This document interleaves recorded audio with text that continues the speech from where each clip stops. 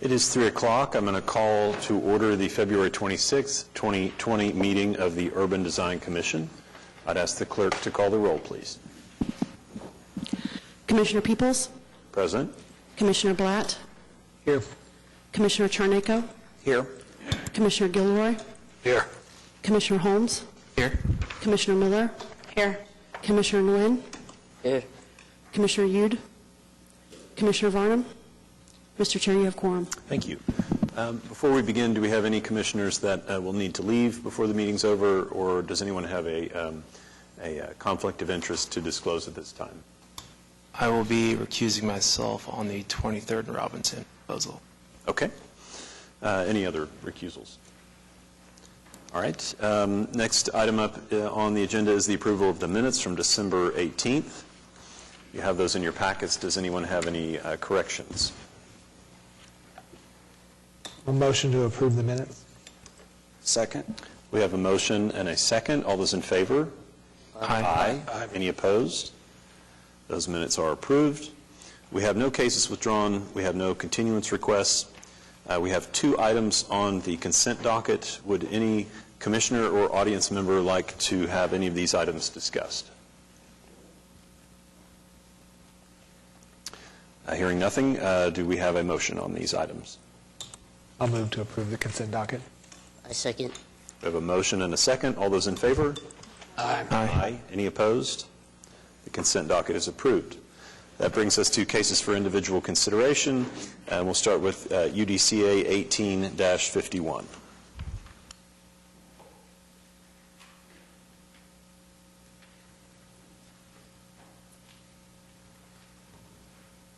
Staff to go ahead and give us an update on that, please.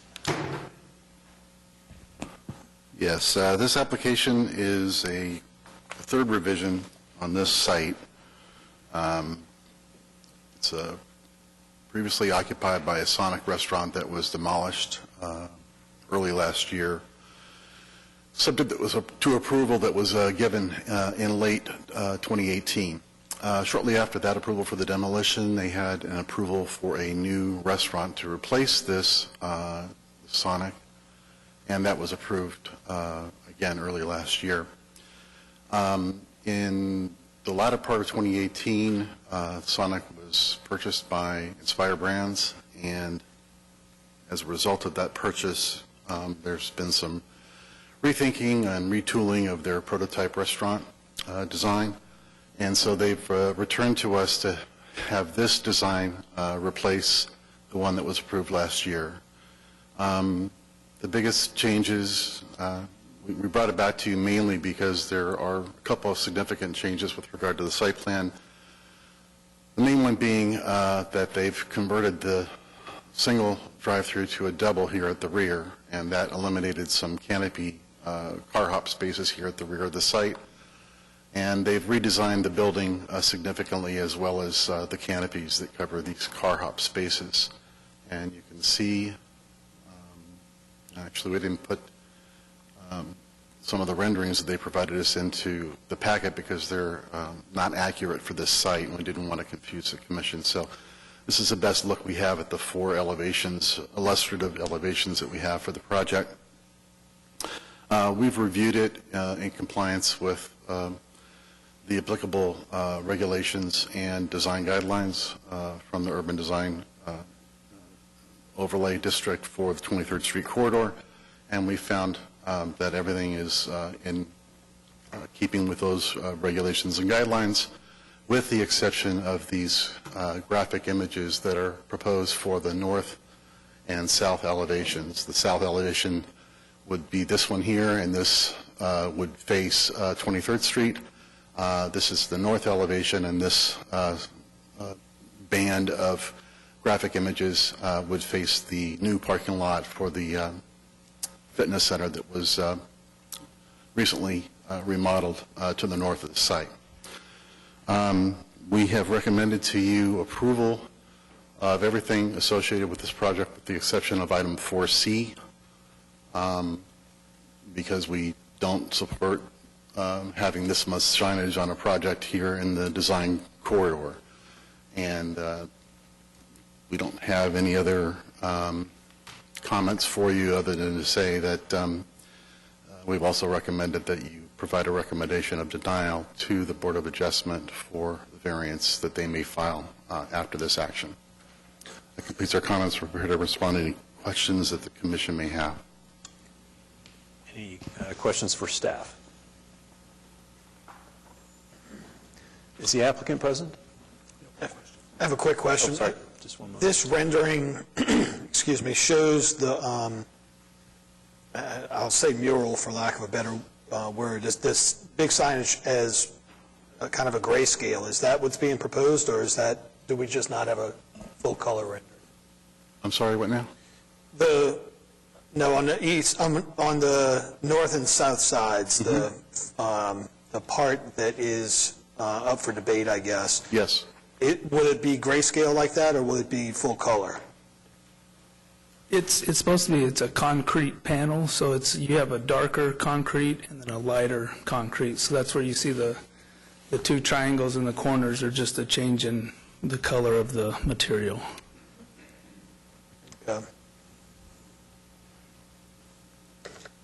Sir, if you would please sign in and give us your name and address for the record. Name is Kyle Brown. Address is 300 Johnny Bench Drive.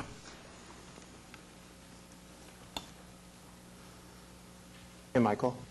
On this project previously, because it's second round through, last time, were there variances associated with our last approval? Like, Yes, well, yeah, yes and no. It's a touchy, it's kind of a weird situation. It's in a PUD that set its own setbacks for 23rd and for Penn, and those are 25 feet minimum.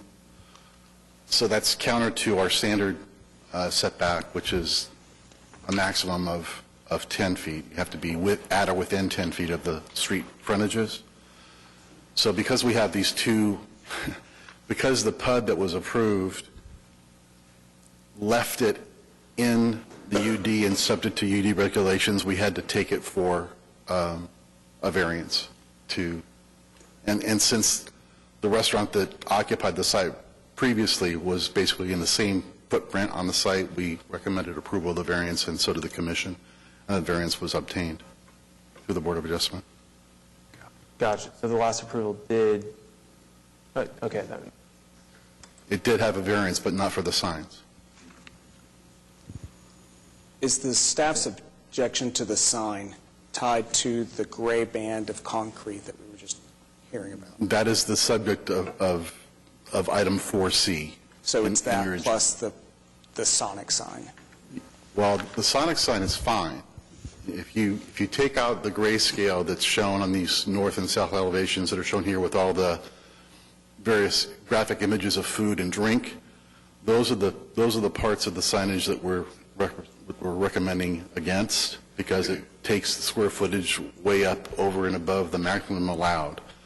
You take those two elements away from the north and the south elevations, and everything else remains well within the allowed amount of signage.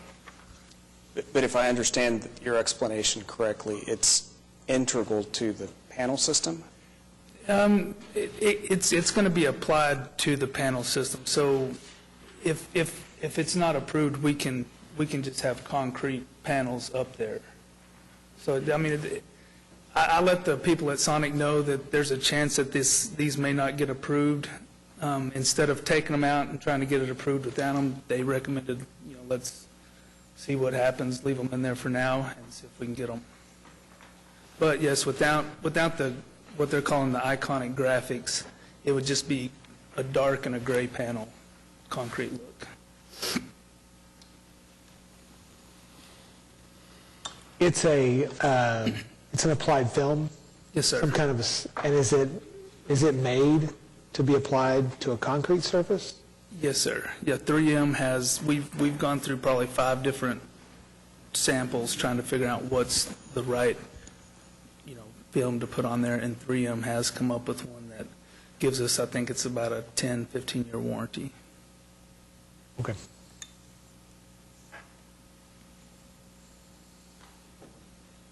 Any other questions for the applicant? There's one, on the site plan, is it showing new sidewalk along the west and the south edge? Like, is that all new sidewalk? No, those sidewalks are existing today. Yeah, those are existing. And in fact, when I went out to take photographs for the packet, there's a good portion of this sidewalk here along Penn that was being redone Okay. Are by there, the city. I are there believe. any trees proposed on this project? Any what? Trees? There should be a landscape plan. Oh, sure, yeah. I'm looking into... Yeah. Okay. Yeah, the one if the sidewalks weren't existing, I guess. It's always nice to have the sidewalk on the other side of the tree. Yeah, the But, sidewalks are curb adjacent. yeah, but for pedestrian purpose, it's nice to have a shield of tree. But since it's existing, I don't, probably the comment there wouldn't hold much. But, yeah, okay. Do you have any other comments for us? No, sir. Any other questions from the commission? Anybody in the audience who would like to speak to this?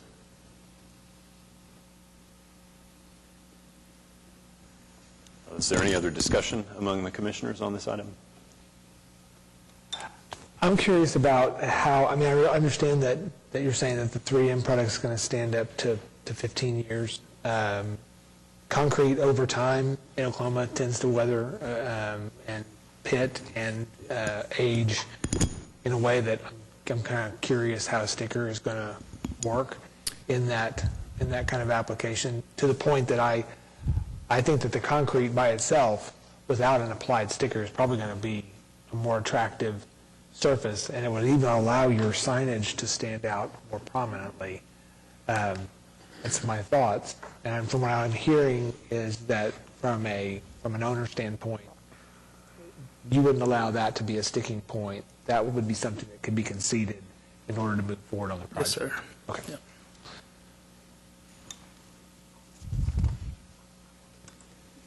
What kind of concrete panels are these? It's actually a fiber composite concrete panel, so it's not like they're casting concrete on the ground, and it's a Like a GFRC? it's American Fiber Concrete Board is the company that we've contacted.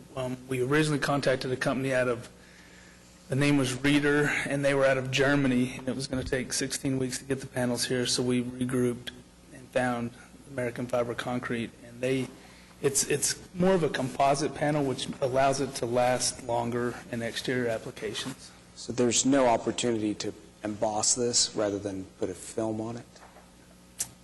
There is, but it was going to drive the cost up so much that it wasn't Okay. nothing that we Thank backed you. down anymore.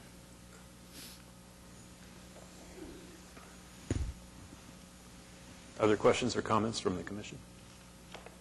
Well, one comment I have is, this is granted it's on the corner that it's on, which it's a very setback corner.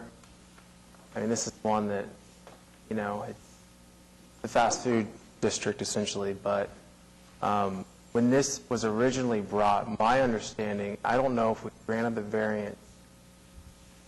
I guess if the variance was in place before all of this, the thing is like, demolished, like the approval the last time, approving the building was contingent that the building existed as it. Since it's been leveled, I mean, when I saw it leveled, I'm like, this is actually room for a new opportunity. And it's interesting that this building's been demolished to build the exact same thing there. It seems like it's just, I don't know. When it comes to how this corner is going to be operated, it's a very heavily trafficked corner by people. And it's just, I don't know. I don't know if there's much to grab onto here, but this is the opposite of urban design, which I know that's not our duty is to be urban design specific, but like this isn't, I don't know. I'm just not a big fan of drive-throughs within the urban design district. I think it's appropriate in other areas of the city, but I think we're in place to make things more pedestrian viable. One thing that, but I don't know, that's just a conversation item. I don't know if there's much traction on this.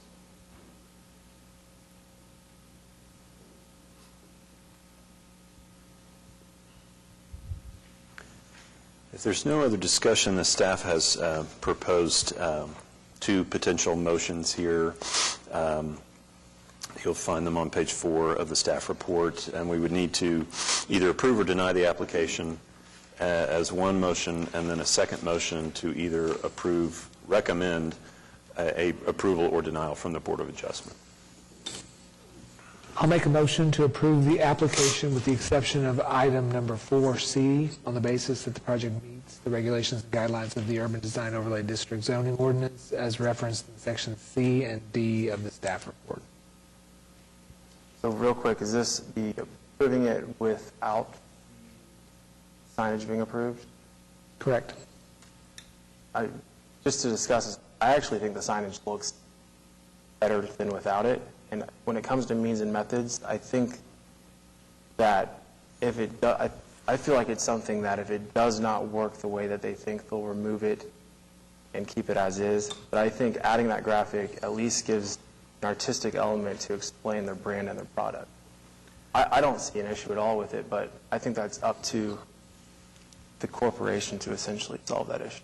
So I would, before we put that out there, I would not personally be for that, but I would be for taking it all. The only reason, or one of the reasons why, is that staff is viewing this as signage, and if this is historically been looked at as if you're putting out icons and using that as branding and signage, then we could be setting ourselves up for greater percentages of signage on other buildings in the future. So if it's a graphic that is artistic, but it doesn't represent the product that's being sold, I would agree with you. But if it's being designated as signage, I think that it's going to run the risk of setting precedent. And that's the reason for the motion. I do understand that, but we also are in a body of individuals. I think it's always a case-by-case basis. While precedent may be one thing, this would never open me up personally to precedent. I just think that I like the rules in place, but I think it's completely appropriate for the Sonic brand, and it's not something that I would argue over. And, you know, it can be done poorly and not, but we always have that ability to do what staff wants. But if we always did what staff wanted, we probably would disapprove a lot more projects. So I don't think we typically or even always follow what staff says. That guideline is also in place for, in my opinion, other reasons. Not something that is part of the skin. It's just some symbols on the building. It's not like the Sonic sign is, you know, like, well, it's not a huge on-cue sign on a corner where you can see it from 1.5 miles away. It's just a graphic. So I just want to challenge that. I don't mind if the motion dies without a second, and then we can re-enter a second one. But I think I've got a motion out. Yes, that is true. And let me make one comment to your suggestions. This is actually a regulation. It's not a guideline. Regulations are shall. So on this instance, in my opinion, I don't think we have much discretion here in terms of the square footage. And I'm remembering back to maybe a year or two ago, the Rise development at 23rd and Walker, where they have signs that have pretty small, just nameplates for all of the tenants. And we spent a lot of time, they had some extra tenants in the back that wanted to enlarge that. And we held firm on that because of the status of this being a regulation. And so in this instance, I don't believe we have the ability to deviate as much as we might if it were just a guideline. Any other discussion on the motion before we vote? I have a comment. So with this graphics, is one of the considerations, is it because of it could be considered like a mural, and would people deem that as well? Would it have to go through the arts? Well, I actually asked staff about that before the meeting, and so maybe Michael, could you just briefly explain the answer? About why it's a sign and not a mural? Okay, there's actually two reasons. The first is that,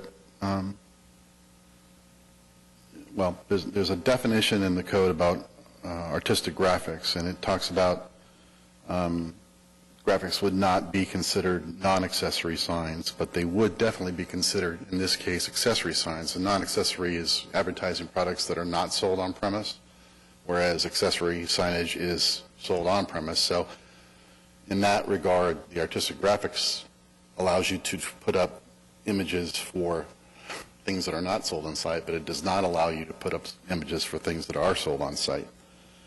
And secondarily, the definition for murals, which is found both in the sign code and in the planning regulations, states that such depictions shall not contain words, logos, emblems, trademarks, or other similar devices which identify or advertise any product, service, or business. So that's why this can't be considered a mural. And if it's not a mural, it by de facto is essentially a sign. And that's how it falls in that category. Secondarily, it can't be considered a mural because, as far as we know, these graphics were not conceived or arrived at through by an artist. And that may have been done. We're not sure because we didn't pursue that with Sonic or with Inspire as to whether or not, who produced this artwork or these images. But even if it were produced by artists, it still falls in the category of a sign, and that takes it up over the maximum sign limit. So. And I apologize, I used the word mural, that was probably a poor choice of word. I was using it strictly because it's so large, it's, substantial portion of the side of the building.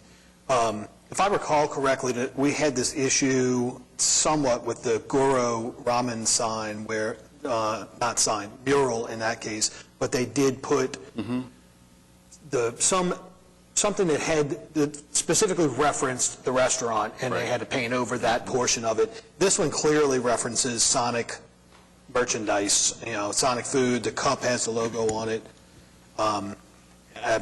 It doesn't seem like, this seems pretty clear cut. So we have a motion. Let me ask if we have a second. I'll second. Okay, we have a motion and a second. Can we clarify the motion? Yeah, could you read it again or maybe restate it? I'm sorry. It's fine. So I'm going to approve the application except for item 4C, and that's the sign, on the basis that the project meets the regulations and guidelines of the Urban Design Overlay District zoning ordinance. So approving everything with just the exception of the band, and the material of the band is approved, but not the sign characteristic of it. That is the motion. Do we have a second? We got a second. I'll second. Okay. All those in favor? Aye. Aye. Any opposed? Okay. Okay. That motion passes. And now staff has asked us for a second motion here. So I'll provide a recommendation of denial to the Board of Adjustment for the 2 variance requests for maximum display surface area regulation. I have a motion. Do I have a second? Second. All those in favor? Aye. Any opposed? Okay. That passes as well. Thank you. Thank you. Can I ask, Michael, clearly we just stipulated the reasons why this would be a sign. Nothing would prevent them from, if they wanted to do an actual mural, hire a local artist, nothing would prevent them from going through that process, right? No, there's nothing that prevents them from coming back and doing that, but we would be back at the same point where whatever image they wanted to do in the mural couldn't depict Sonic drinks or hamburgers or any of those things. So. Right.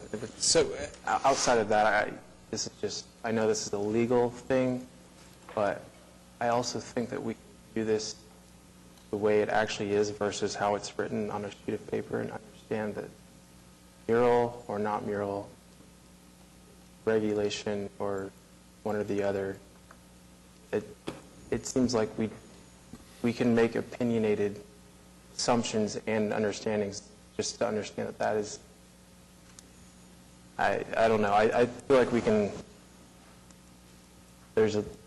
never mind. But Michael, had this been embossed as an integral part of that concrete panel, would you have treated that as a sign? Yes. And that's because it's depicting things that are sold by the... Exactly. by the It's business. products that are sold on site. Okay. Accessory signage that gets included in your sign display area. So, Okay, let's move on to item 6B, UDCA 19-37. I'll ask staff to give us an update on this. yes, this item's been before the commission, well, once, but actually twice. Started in December, was continued from that meeting to allow the applicant to consider some design changes that would bring it in closer compliance with the applicable design regulations and guidelines in the urban design district. It was continued to meeting January 22nd. We ended up having a quorum issue for that meeting, so the item was re-noticed for today's meeting, and we are back before you with a revised plan, and we've outlined at the bottom of page 2 of your staff report, top of page 3, the essential changes that were made in the project design, and they mostly relate to the site plan of the project, although there were significant changes made to the elevations of the building as well. The most significant change is that the building, I guess for all intents and purposes, has been turned around to face 23rd Street. And so a lot of the things that we had issues with before with respect to utility and delivery type of things facing the street, they are now on the south side of the building as opposed to the north. And instead of a blank wall on the north side of the street, we have now a glass face facing Northwest 23rd. Additionally, we now have pedestrian access directly to a front door on the north side of the building that is crossing the drive-through lanes at this location and then entering the building again at the front as opposed to at the south end as we had before.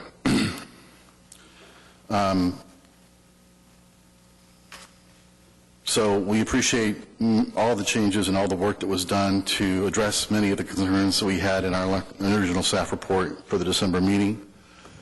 However,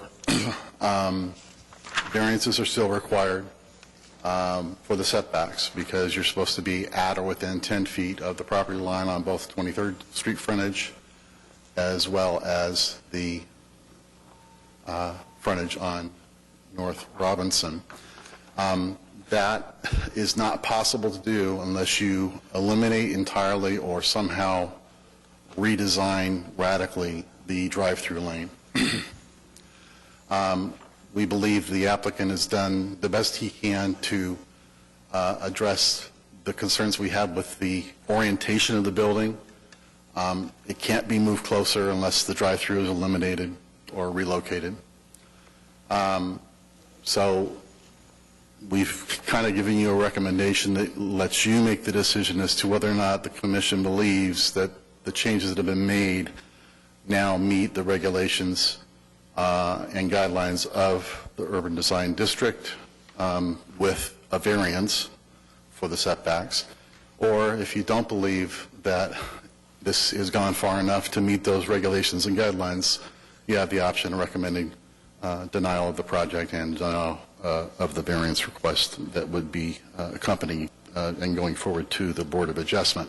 I do want to point out that we have received 2 pieces of correspondence on this case. One was received, I guess, earlier this week, but it was only sent to Lisa, and so I didn't get it until just before the meeting.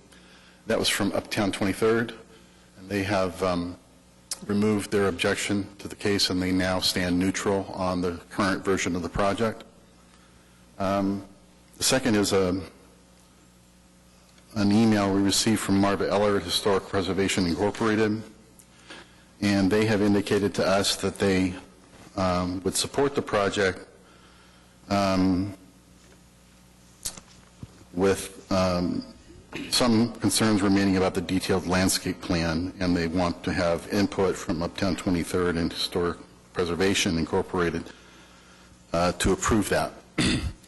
Lisa and I discussed that request. We are unable as staff to defer to Uptown 23rd or to Historic Preservation Incorporated as to the approval of that landscape plan. We are more than comfortable if the commission is so inclined to approve everything but the landscape plan at this date and allow the landscape plan to be approved administratively by staff. And you can do that by, if you're inclined to approve the project, by adding a second condition, B, that would read, the applicant shall prepare a detailed landscape plan subject to review and approval by staff with input from Historical Preservation Incorporated and Uptown 23rd. So with that, I think we've completed our presentation for you this afternoon, and we're prepared to respond to any questions that the commission may have. Any questions for staff? And I just wanted to check with the clerk to make sure you got the recusals of Commissioner Uday and Commissioner Holmes on this. Okay, thank you. We'll hear from the applicant. Yeah, good afternoon. David Box, 522 Colcord Drive, here on behalf of the applicant who's also here with me. I want to thank staff for all their work and effort working with us through this process. If you'll recall, when we came, I believe it was December, we came really expecting to be continued. We came with hoping to present what we had, understanding what the limitations are of the site, and understanding that we were going to have to go back to the drawing board, but because of the quasi-judicial nature of this process, we're not afforded the opportunity to go sit down in a conference room and try to hash it out. So we have to do the best we can to guess at what your thoughts are. So frankly, it provided a wonderful opportunity to come before you, hear concerns, and try to do the best we can within what the guidelines, the regulations, and the site-specific things are to come up with a product that we believe to be a compromise. I use the word compromise because that is the language that staff put in the staff report, where they say that the revised project design represents a compromise between the design district regulations and other objectives in the applicant's operational design parameters. So one of the big things that we took from the last meeting was the building orientation. The orientation in the previous example, you'll recall, it was kind of facing to the south, and the patio, in fact, was even on the southeast corner of the building. One of the operational challenges that my client has is not just him being able to say yes, but he's got to work with, obviously, Starbucks and what their specific operational demands on this site would be. And so there was some wrangling that had to take place. Getting the feedback from this commission was very helpful in that, to be able to go back and get that turned. In addition, you'll recall, if you could go to the site plan, please. There was some shared access between the Carl's Jr. site and this site. Although there is still shared access, what you'll note now is the shared access is south, the southeast corner of our site plan, right there. You'll see that's where the shared access is, which is going to buy us some additional queuing. So rather than the shared access being closer to 23rd Street, to where presumably on busy times the cars would simply have the ability to spill out on 23rd, this is going to force now those in the queuing lane to come all the way down to the south, and therefore I think you get an additional, call it 4 or 5 cars. So we believe we've solved the queuing problem. We believe we've solved some of the additional concerns that HPI had, that being the impact to the neighborhood to the south. Although immediately adjacent to the south of the building is not a home, there are some homes further to the east of that. And so what we have accomplished here, what you can see in the site plan, is we're forcing all traffic, one, to be exit only. So you have to go right. Robinson right there is a divided with a median street, so you couldn't go left anyways, but we will install a diverted exit so that you are forced to go north. So the entrance to the site will be via 23rd. I also think it's worth noting in terms of vehicular impact to this site, we are willing, with this site plan, frankly, to delete what would otherwise exist as an access point to this site from 23rd. So now all of the access is really being shared through that Carl's Jr. side, which I think goes a long way to help some traffic concerns there. Because this piece of 23rd, I would submit, is a little different than perhaps Walker at the Rise. You are more influenced by Broadway Extension. It is the first block off of Broadway Extension, and so it feels more vehicular than as you get closer to Walker. So with that, I want to turn over to Ryan McNeil, who is the one that is more ingrained with all the different design element changes to walk through his analysis, the process, and what led us here today. And sir, please give us your name and address. Just for the record. Sure, it's Ryan McNeil. I'll jot my address down here. Thanks, David. So as David mentioned, we met together December 18th, and were able to kind of flesh out areas of concern, which was helpful. Oh, I can drive too. Cool.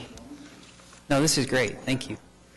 And so that we had heard from staff of areas of concern. The primary area of concern was the back of the building facing 23rd Street.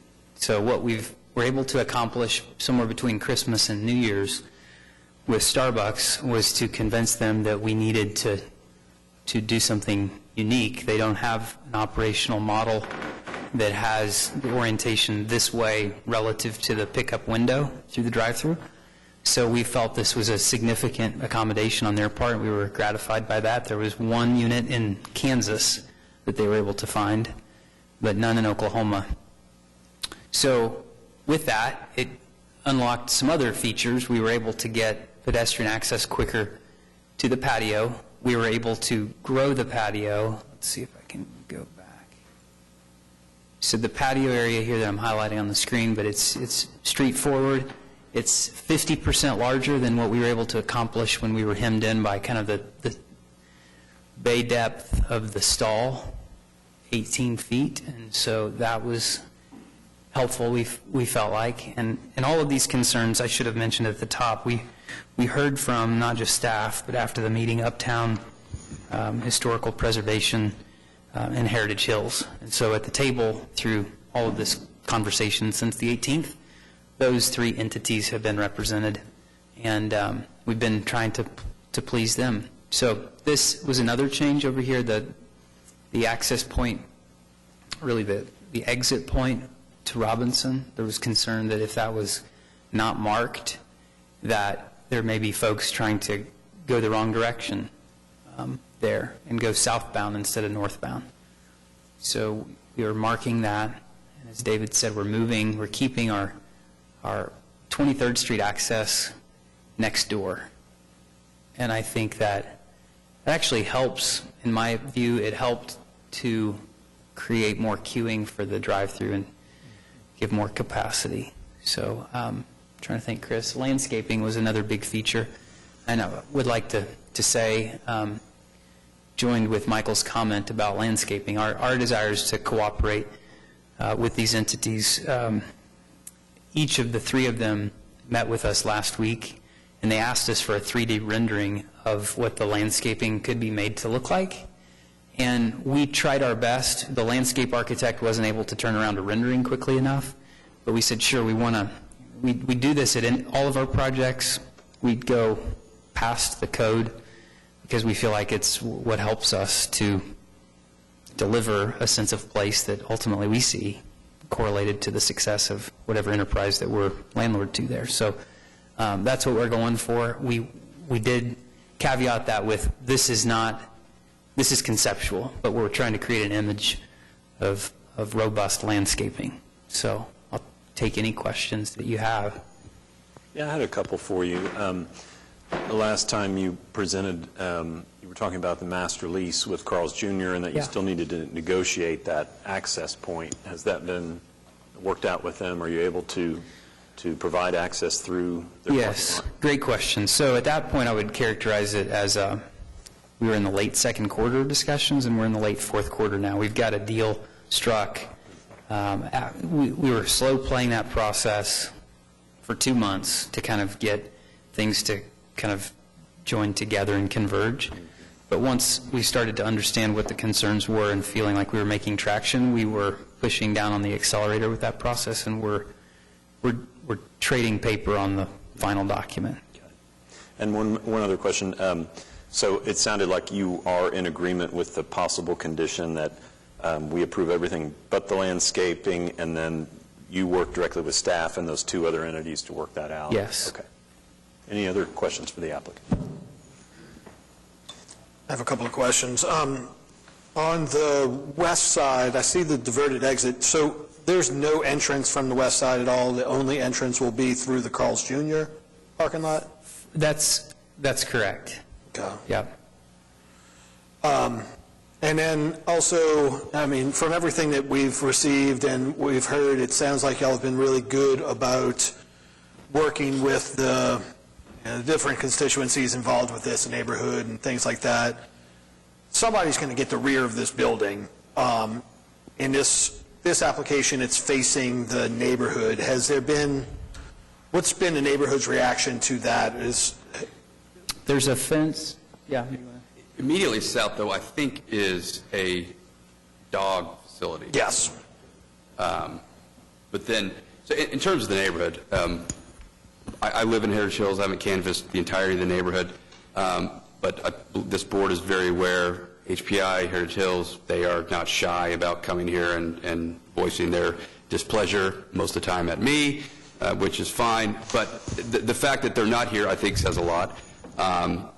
Like staff provided, Marva and Bill were very involved with meeting with Mr. McNeil, as well as the Uptown people.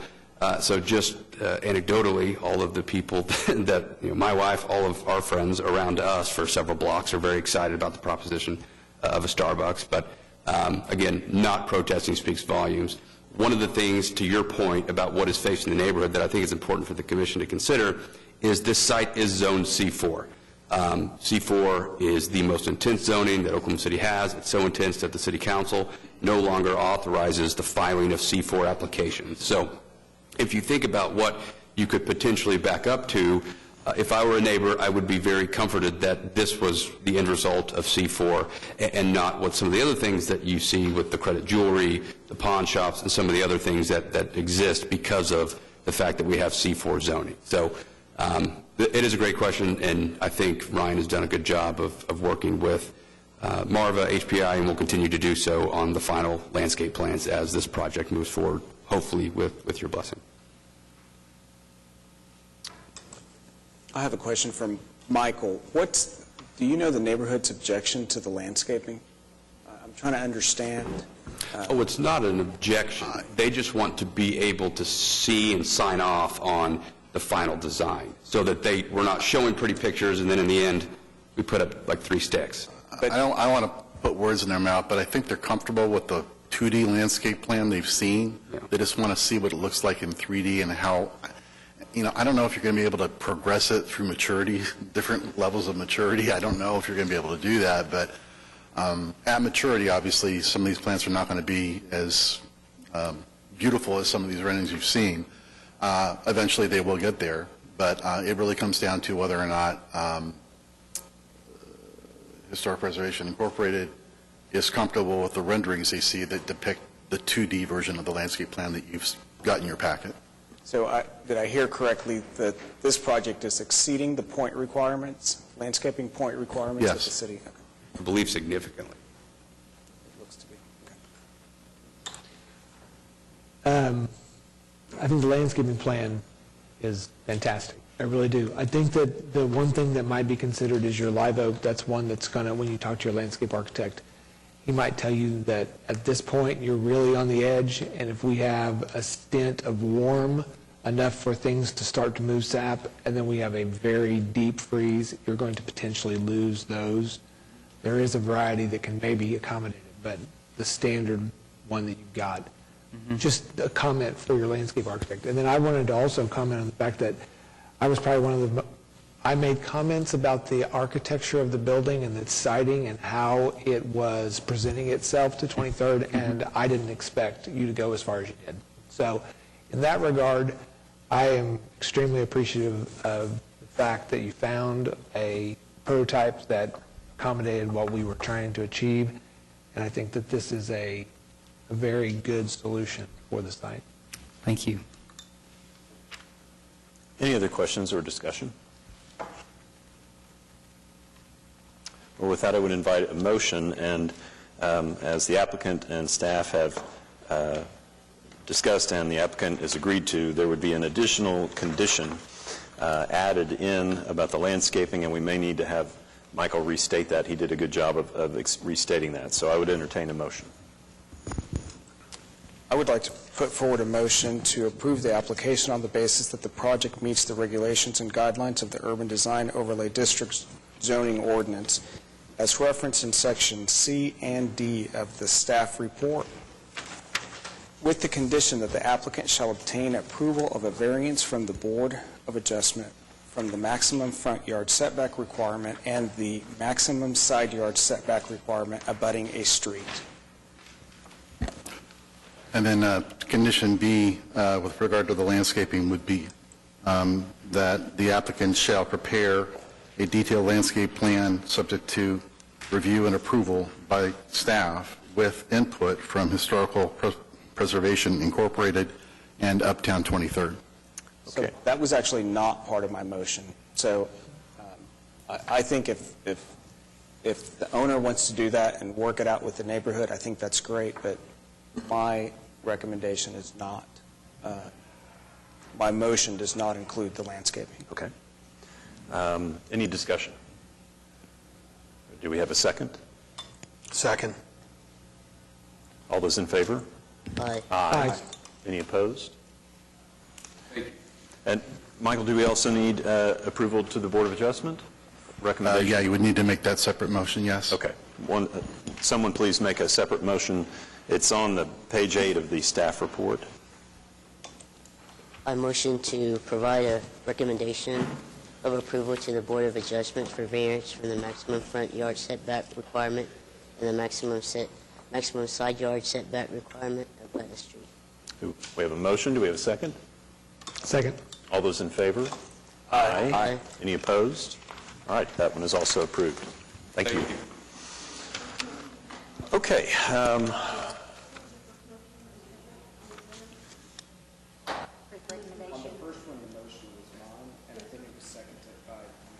Yeah, just as proposed in the staff report.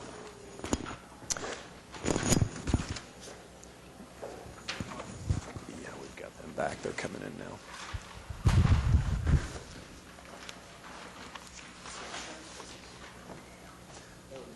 Next item is other business, election of chair and vice chair. So election of chair, I will open that up for nominations.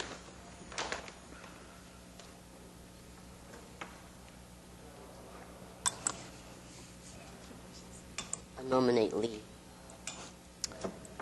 Any additional nominations? We will close nominations and call for a vote on that item. Can we ask if you're willing to? I am willing. Okay. Yes, I am willing. Thank you. So all those in favor? Aye. I'm abstaining from voting for myself. Any opposed? Okay. Now I will move to item 7B, the election of vice chair, and we'll open up nominations for that. Based on the last time we went through this, if acceptable, I'd like to nominate Tyler to be vice chair. Okay. Any other nominations? Tyler, are you willing to accept the nomination?